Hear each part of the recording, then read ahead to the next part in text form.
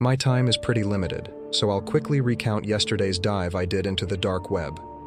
Most of the sites I encountered were either uninteresting forums or restricted areas. However, amidst this, I chanced upon a peculiar link nestled in a directory list. As I clicked, the screen transformed, showcasing a soaring American flag. Front and center stood a tall figure, donned in a sleek black suit. His face was concealed behind an eagle mask. Boldly emblazoned atop the page were the words, "Stars and Stripes, High-Octane Adventures." Below beckoned an array of video options. Just as I prepared to delve deeper, an unexpected advertisement popped up, interrupting my exploration. It boasted about being a hub for reimagined childhood games, taken to an electrifying extreme. It was like an adrenaline rush of nostalgia that everyone secretly craves. As I explored the platform, I discovered numerous videos, each linked to a game from my past. Commander Fodder, Stop and Go, Vanishing Act, and my treasured Hide and Seek were part of the lineup. The thumbnails exuded pure thrill. One showcased an intense flag rush competition staged in what appeared to be an expansive urban arena. Contestants sprinted through the maze, pursuing flag bearers, diving to the ground to snatch the flag in a frenzy of exhilarating pursuit.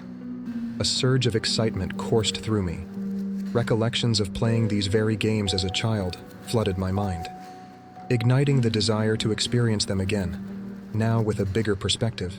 With eager anticipation, I pressed the play button on one of the hide-and-seek videos. The concept appeared immensely enjoyable. The game involved a cluster of adults divided into hiders and seekers, engaging in what seemed like an extensive hide-and-seek map spanning the entire city.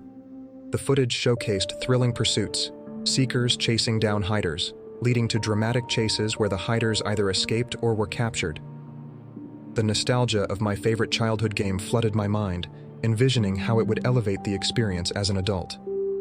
I speculated that my expertise would shine through, allowing me to select far superior hiding spots. Suddenly, a pop-up seized my screen, drawing my focus back.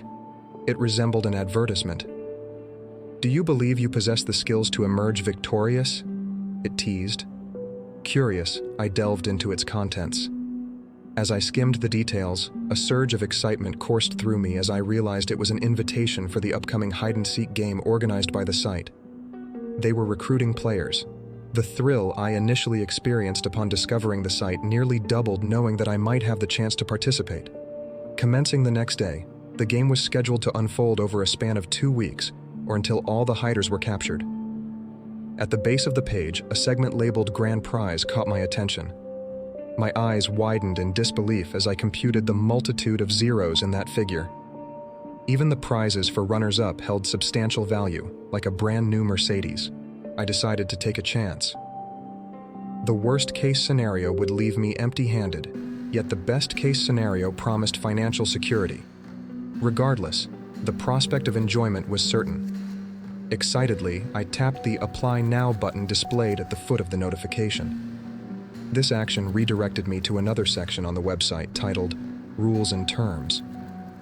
An initial pang of disappointment hit me at the thought of navigating through extensive fine print.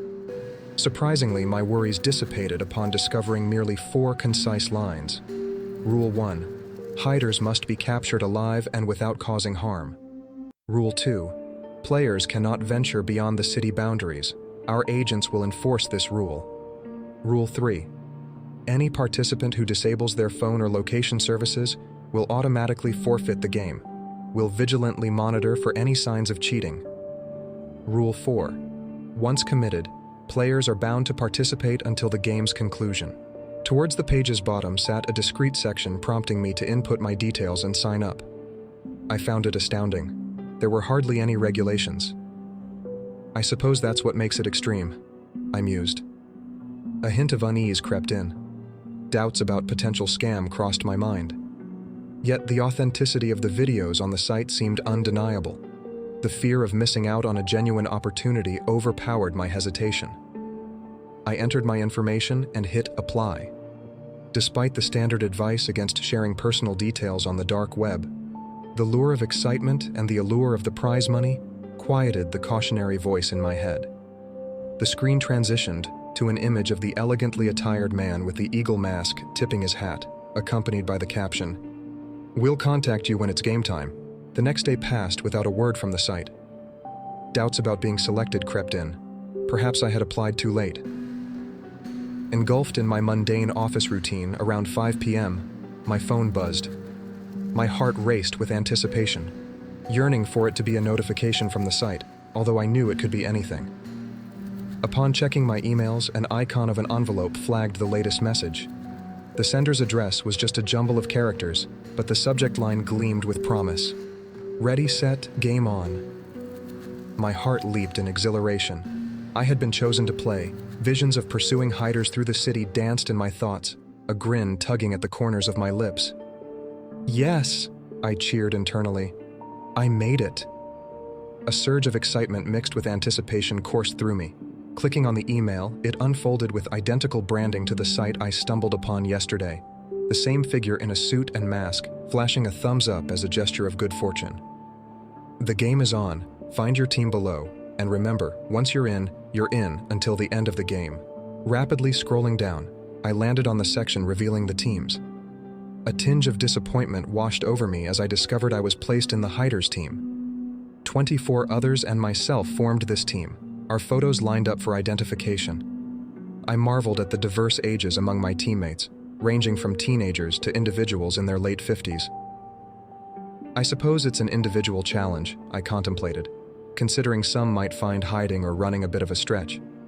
Beneath the hiders section lay another section titled Seekers. Displayed were the other 25 members of the Seekers team. I scrutinized each face intently. I couldn't afford to make a blunder like passing by one of them on the street. Even though I felt let down by being in the hiders team, I was still determined to participate and strive for victory. The message concluded, "Good luck, evade capture at all costs." As I closed the email, I glanced around with nervous anticipation, half expecting a seeker to be already scouting for me. The realization that the game was now in motion settled within me. Remaining in this place was out of the question. It would be too conspicuous. These seekers had my information, and it wouldn't take much effort for them to track me down through social media for my work-related details. The mere thought of being pursued by a seeker through my workplace, with my bewildered colleagues as spectators, made me cringe. Stepping into my boss's office, I feigned illness, explaining that I urgently required the rest of the day off. I must say, my performance was quite convincing. I doubled over at one point, mimicking retching. She, clearly panicked, instructed me to head home and recuperate, a look of dread crossing her face, possibly fearing a mess in her immaculate office. Content with the outcome, I gratefully thanked her in a strained, sickly voice, then slowly staggered out of her office. It wasn't until I reached the main block's exit and entered the car park that I dropped the pretense. Moving swiftly amidst the concrete columns, I scanned the surroundings for any signs of seekers, maintaining a cautious demeanor. Reaching my car without incident, I maneuvered behind the concrete barriers, swiftly securing myself inside and locking the door. While in here, no one lurking outside could reach me. I was safe for the time being, but hiding in my car for 2 weeks wasn't feasible. I needed a strategy, a place with a crowd where I could blend in seamlessly. It was risky, sure, with the potential to encounter a seeker, but amidst a throng, I'd be far less conspicuous. If chased, the mass of people could become a barrier between me and my pursuer. The mall immediately came to mind. It bustled with activity, and numerous stores offered hiding opportunities. Plus, if needed, I could grab a snack without leaving my hiding spot or use the restroom. Brilliant. Driving onto the bustling main road, the sunshine and the regular flow of traffic uplifted my spirits. Contemplating strategies to evade a seeker at the mall, I envisioned scenarios of leaping over shop aisles or maneuvering mannequins to impede pursuit. I was lost in thought while driving when I stopped at a crossroads. Waiting at a red light, I reached for a bottle of cola on the passenger seat. Suddenly, screeching wheels interrupted the moment. It seemed like some reckless driver was attempting to race at the stoplight. Idiot, I muttered to myself. In an instant, a thunderous crash filled the air, disorienting me entirely. The car lurched violently, my head slamming against the dashboard as the vehicle seemed to skid sideways. A scream escaped my lips as the bottle of cola went flying. The acrid smell of burning rubber and the cacophony of shattering glass overwhelmed my senses, leaving a persistent ringing in my ears. As the world spun around me, dazed and confused, it took a moment to comprehend my surroundings. The passenger door now loomed closer, obscuring the street beyond. Something large and dark emitted smoke, blocking my view. Disoriented, I felt a rush of wind from the gaping hole where the windshield once stood. What just happened? I wondered, utterly bewildered. I glanced out of the passenger window again, only to comprehend that the dark figure was the front of a large black pickup truck. It had plowed into the side of my stationary car with brutal force, wrecking both vehicles. My focus shifted from the game to the immediate situation. I became concerned for the other drivers' well-being. Even though they had caused the accident, they were still trapped in their vehicle. As I attempted to move, a warm sensation on the left side of my face drew my attention. Touching my face, I recoiled at the sight of blood staining my fingers. I tried to scream, but the pain was excruciating. It felt as though my ribs were being torn apart. I attempted to push through the pain, grateful for the lingering numbness brought on by adrenaline. Straining to open the door, I managed to move it slightly before it stubbornly jammed, refusing to budge further. With a heavy sigh, I threw my weight against it once more, only to be met with searing pain from my protesting ribs, forcing me to pause and catch my breath. The door remained firmly shut. Doubled over, I glanced at the shattered windscreen, realizing it offered a potential escape route. Without much hesitation, I started pulling myself through the broken window and out into the now motionless intersection. The pungent odors of burnt rubber and gasoline assaulted my senses. Struggling to maintain my balance and prevent myself from stumbling, I slid from the car's hood and attempted to stand upright. My world spun, and I couldn't distinguish if the tremors were due to adrenaline, my injured ribs, or the aftermath of the crash. Leaning against the car for support, I surveyed the area. Fragments of shattered glass shimmering like transparent snowflakes all around me, affording me a clearer view of the vehicle that had collided with mine. I was proven correct.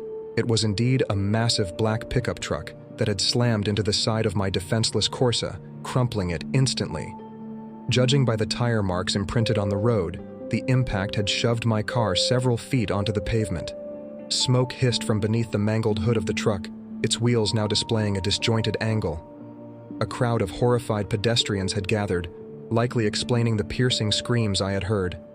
Some appeared to be inching closer to assist, but my focus remained fixed on the other driver. Positioned where I stood, I couldn't peer into the other vehicle, but I detected frantic movements from within. The driver was alive, yet clearly in need of help.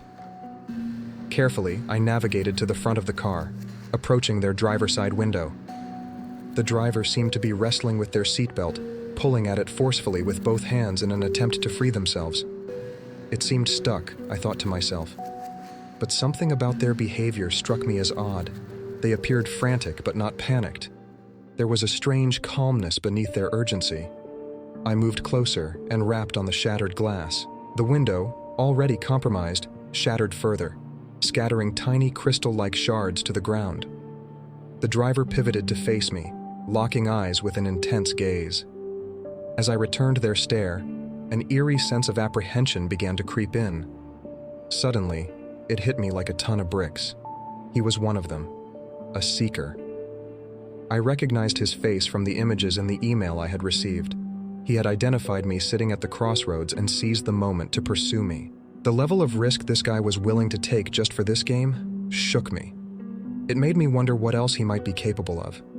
Rules seemed like a mere suggestion in this game, and I was clueless about this man's true intentions, which I desperately didn't want to uncover. In a split second, his hand darted out of the window, grabbing hold of my wrist. His grip was intense, his eyes fixated on me, jolting me back. I needed to flee, to create as much distance between us as possible. Summoning every ounce of strength, I yanked my arm away, causing him to curse loudly. He diverted his attention to his seatbelt, attempting to forcefully unclasp it, evidently eager to chase me down. I silently thanked any stroke of luck that jammed the belt during the crash. It might have saved me from a worse fate. I spun around and staggered off, the echoes of his enraged shouts fading behind me. The seeker struggled in vain against the restraint of the seatbelt. I pressed on, squinting to catch a glimpse of the mall in the distance, my original plan still lingering in my thoughts. Winning the game was secondary now. My priority was escaping these seekers. If this one was any indication of the rest, encountering more of them was a chilling prospect. Then came a chilling sound that froze me in place. Heavy footsteps pounding on the pavement, drawing closer. I turned around. The seeker was rapidly closing the gap between us, likely aided by pedestrians who set him free. He seemed relatively unscathed by the crash, running at full tilt toward me. Glancing left, the mall loomed tantalizingly close. If I could just reach it, I might disappear amidst the bustling crowd. Yet, a bustling main road lay between me and safety, cars hurtling past without a care for my predicament. No apparent crossing was in sight, and even if there were, reaching it without getting caught seemed implausible. Time was slipping away. If I hesitated any longer, capture seemed inevitable, and I dreaded to imagine what awaited me. I lunged forward, navigating the chaotic thoroughfare toward the mall. Vehicles swerved around me as I limped desperately, their angry honks a soundtrack of protest against my intrusion. The rush of wind brushed past me as cars narrowly avoided collision.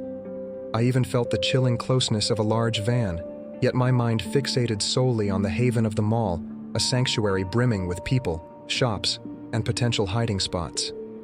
I glanced backward. The seeker bolted across the road in pursuit. I had presumed this crossing would deter him. Yet there he was, clumsily navigating through the traffic, undeterred by the risks. I sprinted with every fiber of my being toward the mall, my heart hammering in my ears, legs protesting and lungs burning. The seeker's thunderous footsteps echoed alongside the infuriated honking of motorists. Lost in my sprint toward the mall's entrance, I was jolted back by screeching rubber, frantic honks, and a bone-chilling crash behind me. A horrified scream pierced the chaos, shattering the air with their deafening volume. I risked a glance backward and witnessed the scene unfolding behind. A monumental pileup had ensued. No less than 10 cars had crashed. Good Samaritans rushed to aid those trapped in the twisted wreckage. It was a ghastly sight. Cars spilled across the embankment in a desperate attempt to escape, only to collide with vehicles from the opposite direction. I finally made it to the mall. Barely waiting for the automatic doors to slide open, I hurried inside, grateful that there had been no sign of the seeker since the pileup.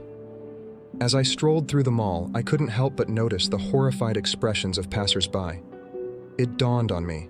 I must have looked ghastly, my face streaked with blood from the crash. Understandably, no one wanted to come near. I hurried to the nearest restroom, eager to assess the extent of the damage. The reflection in the mirror revealed a bloodied, worse-for-wear version of myself.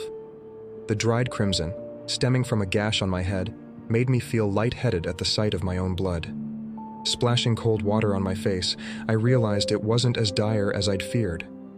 Other than the profusely bleeding cut, I seemed relatively unscathed. Despite tidying up as best I could, I remained on edge, every noise in the restroom triggering a rush of fear. The opening and closing of the bathroom door, the blare of the hand dryer, or the flushing of toilets, each sound seemed a potential threat, possibly another seeker arriving to finish what the first had started. Weaving a route through the mall, I made a loop, observing passers-by using shop windows' reflective surfaces. An individual caught my eye, swiftly navigating through the crowd. Panic surged. Thoughts of the seeker chasing me resurfaced, urging me to flee. As I focused on their face, I recognized it. They were another player from my team, as seen in the email photo. Observing her, I noticed her erratic movements, indicating potential danger. Her actions suggested she hadn't encountered the seekers yet, or she wouldn't be moving so recklessly. Determined to warn her, I cautiously approached. Finally, catching up to her in a clothing store, I attempted to subtly introduce myself. However, her initial reaction was one of shock, swiftly morphing into recognition and relief. She expressed excitement at encountering another player, but I immediately cautioned her about drawing attention to herself.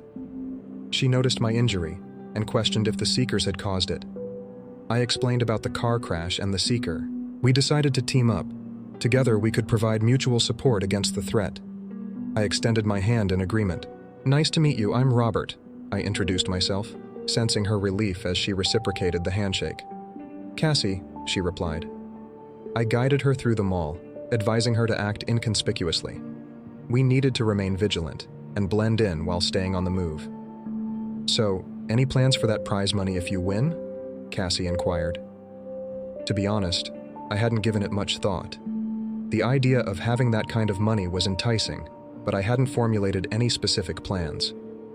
"I'm not entirely sure, honestly. Maybe finally buy a house and get away from renting, go on vacation, put something towards the pension pot, retire early, you know?" I replied, my voice tinged with a hint of uncertainty. Cassie chuckled at my response. "If I snag the win, I'm getting out of my parents' place for sure. It's time for some independence. Maybe a city apartment or something? Even start my own business? Make the most of the opportunity," she mused. We unanimously agreed to grab a bite to eat, reasoning that staying hungry would only weaken us, making us easy targets. "So, any cravings hitting you?" I inquired, my stomach growling too loudly for me to make a decisive choice amidst the tempting array of options. How about ramen?" Cassie suggested, her gaze fixated on a Korean street food shop. "Great idea," I chimed in enthusiastically, transporting our delightful finds to a nearby seating spot. The tantalizing scent of simmering broth and spices caused me to feel even more hungry. Ravenous, I eagerly slurped the first spoonful. Another seeker sat at the far end of the food court, completely out of my sight when we first arrived. He cleverly hid behind one of the central pillars, apparently sharing our idea of grabbing a meal. Regretting my lack of vigilance, I silently thanked my stars that the seeker seemed equally oblivious to his surroundings, engrossed in devouring a hefty burger. "Cassie," I whispered urgently, catching her just before she took a bite of ramen. She turned to me, sensing the urgency in my voice. "Yeah? Try not to draw attention, but I think there's a seeker over there by the corner pillar," I warned, my voice low and tense. "Oh no." Her response trembled with panic, her face tensing up. Slowly, she glanced in the direction I indicated, pretending to peruse the menu of a nearby stall before returning her gaze to me. "Nope, I don't see anyone," she stated with an air of relief. "Are you sure? I could have sworn he was one of the guys from the email," I persisted, confused and convinced that it was one of the seekers. Without waiting for a reply, I gestured urgently. "Doesn't matter. We should go. Now." Grabbing our things, we swiftly rose from our seats and made a beeline for the nearest exit, not willing to take any chances. I regret ever getting involved in this foolish game. Please, learn from my mistake. If you stumble upon something enticing on the dark web, it's a trap. I'm uncertain when or if I'll have the chance to communicate again. For now, my priority is simply staying alive. God, please, help me through this.